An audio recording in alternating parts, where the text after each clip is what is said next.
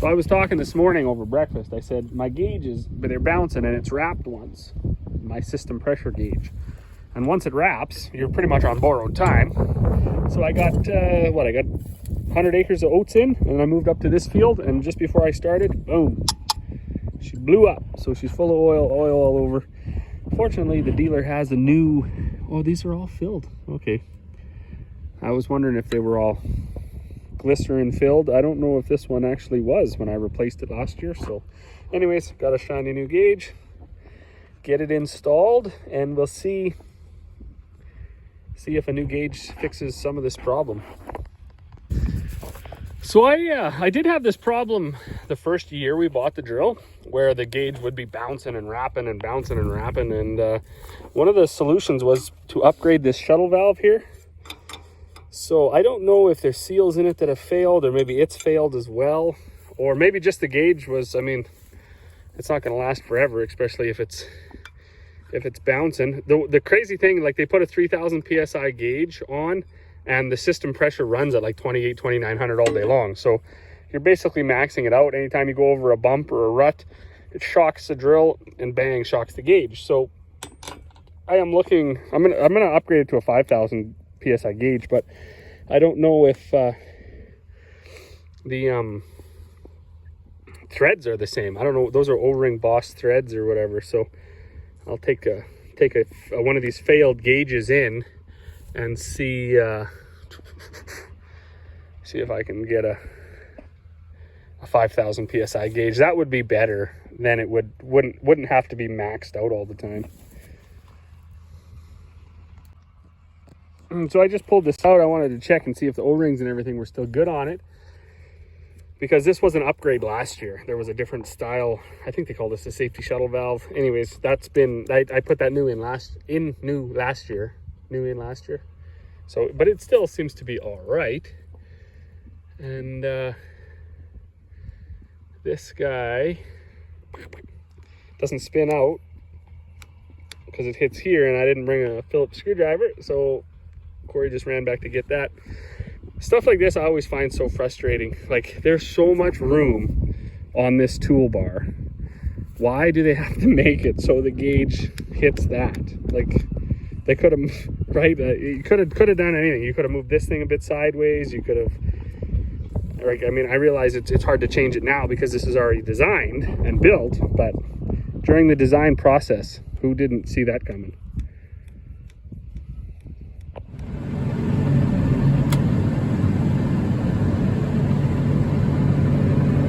Good morning. Fueled up, greased up, serviced up, tanks cleaned out, put canola in the one front tank, fertilizer in the middle tank, and peas in the back tank. We are going to seed our pea canola mix. We try to do some acres of that every year. One year we had like unbelievable success with it. But in all fairness, that was the year that nobody missed. Didn't matter what you did. If you seeded wheat, it grew. If you seeded barley, peas, canola, oats. If you tried some weird foreign thing, even that grew. So on other years, yeah, we've taken a pretty good licking on our pea canola mix. One thing that we find is even the years that we take a whooping on it, peas are so good for your soil that you notice it within the next 2 years. You notice it in your soil samples. You notice it in the composition of your soil. It works easier, flows better, even changes color, to be honest with you. We have fairly light soil out this way, mostly deficient in everything. So on the years where it's a total wreck, even with our peas. So we had a year, about 6 years ago, we worked back 1,000 acres of peas. We had swapped them all, and then we, in the spring, it wasn't worth getting them. So we took the disc out, we disced up the swaths, disced up everything, and that year we got a heck of a wheat crop. Now the way we seed our peas, it doesn't cost us very much to seed them. So even if we were going to go back to summer following, we most likely wouldn't do a typical summer follow. What we would do is we would seed peas to some extent, and then we'd work them back in the late summer, early fall, if that was the plan. So we are big fans of peas. This year we we scaled back from other years. We put 1,600 acres in one year. This year we're only going to be at about 450, so a little bit less. But we also have to make like reasonable financial decisions as well on what you can market, what you can grow, things like that. So we're going to try only one quarter of the peas and canola. We're always looking for different kinds of canola. We mostly try to grow a Clearfield canola with it. That way we can spray Odyssey. So we've put Liberty with it in the past. We've put Roundup Ready with it in the past. We put what's the yellow one? I can't even think of it off the top of my head. It's like the canola seed is yellow. It's an old variety. We put that with it once. So all sorts of things. Experiment. No 2 years are the same. But anyways, I'm going to get on the road here, so we'll get you back once we get the drill folded out and we get going. So that's cool while we're going. You can see I got my peas in that tank, I got my fertilizer in that middle tank, and I got 3 bags of canola over in that tank. So we've also tried all sorts of rates. We've tried to cut the peas back and up the fertilizer when we seed. We've tried to cut up the canola. We've tried to cut the canola back and up the peas. This year I'm going to go with lots of peas, I think 3+ bushels, and then we're going to cut the canola back to maybe around a pound. So, and that's a big part of it. So we get some flack or whatever. People don't understand why we do this, and I mean maybe it's rightfully so. Maybe you could be more profitable in certain years by just growing wheat. But I can tell you, last year our wheat ran 40, and I mean we put lots of fertilizer to it. We sprayed it and all sorts of stuff. We treated it like we wanted it to be a 1,000,000 bushel crop. Just wasn't there. It was just didn't get the rain. So 40 at what could you get realistically? Between $10 and $11, depending on how you market it. Maybe a little over $11. So we'll just say $440 an acre. Well, when we grew our peas and canola together, I got what did I end up getting? Around 8 bushels of canola and 20 something of peas, I believe. The peas are worth $14. Canola was worth $19.50. So I mean, and nowhere near the input cost of that wheat. Last year it penciled out more profitable to do peas and canola. Obviously we wish it would have turned out better, but I mean it didn't get the rain either. So well, we are underway. The first wrap around the field is done. Things seem to be going along okay, I guess. I'm not sure what's going on here. This one goes, it should be about 1. It had been staying there until I turned. I don't know if it got some dust on it or what. Anyways, kind of working. I got one blockage there, and I do know it's blocked. It's that white hose there. I changed it yesterday, and it got kinked. But I will wait till I get to the end of the field because it's just a fertilizer and a canola one.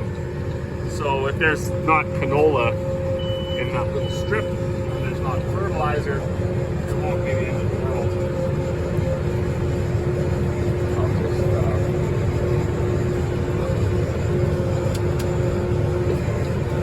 now it's at 0. I'd have to check that. Check it. Yeah, there you go. It turned itself back on. So I guess we'll see. We'll stop at the end of the field and we'll give everything a little check, and then unplug that hose. Carry on.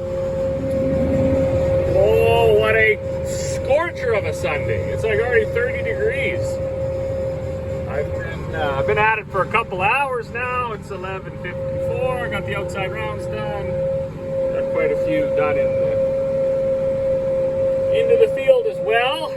We had a bit of trouble a couple rounds ago with the trash that was left behind for the baler man to bale up. I don't know if he had his thing pick up too high or whatever, but anyway, I seem to be out of that now. Most of it looks kind of like this, and that clears not too bad through the drill. One thing, I still shocks me that you can have a 12-inch spacing drill with this style of shank, like a narrow shank, and the hose is basically right behind it, and yet it still plugs up. Like, it's just totally crazy. I am not too worried about it. In fact, probably the more coverage, the better, really, because the sun is just baking the soil. Peas are resilient. I got the peas going through the front part of the shank. That's normally your fertilizer, but that's 3/4 of an inch deeper than the back. And instead of adjusting every single opener, I just put the peas in the fertilizer tank, and then bam, I got it. They're going about 1.5 inches, which is good. Like there's still moisture there, and that's kind of a reasonable seeding depth for peas. We've seeded them deeper and we've seeded them shallower, and I think that 1.5 to 2 inches, just perfect. But we could use a rain, like holy smokes, we could use a rain. I don't know exactly what the state of the fires is. Yesterday when I was seeding that pea canola mix, I could look down to the southeast a little bit across the river, like the river, it's quite a ways away, but I could see it because I was up on a hill, and it was just like big, huge plumes of smoke. So hopefully they're getting some of that under control, or at the very least, hopefully whatever's burning is out in the remote area and it's not affecting anybody. Not exactly sure what's going to go on today. Go round and round until the hockey game, I guess. I'm not a hockey fan, but I did watch the one game the night before last, the Oilers hockey game. I got to watch the one tonight, because I guess I think if they lose tonight, they're done. And I got to make sure that my brother is a huge Oilers fan, a huge. And I have to make sure that I am the first one to text him that the Oilers lost. I can't give that to somebody else. It has to be me. So I gotta watch the game. I got him good the other day. I probably haven't watched a hockey game in 5 years. But I texted him and I said, hey man, I haven't watched a hockey game in a long time, but is it normal these days for a team to score 3 goals in under 1.5 minutes? And he didn't appreciate that. So we will, hopefully for his sake, for his mental well-being, hopefully the Oilers win tonight. But as far as it goes for me, I couldn't care less. I'll get to the end here. I gotta whoop around here.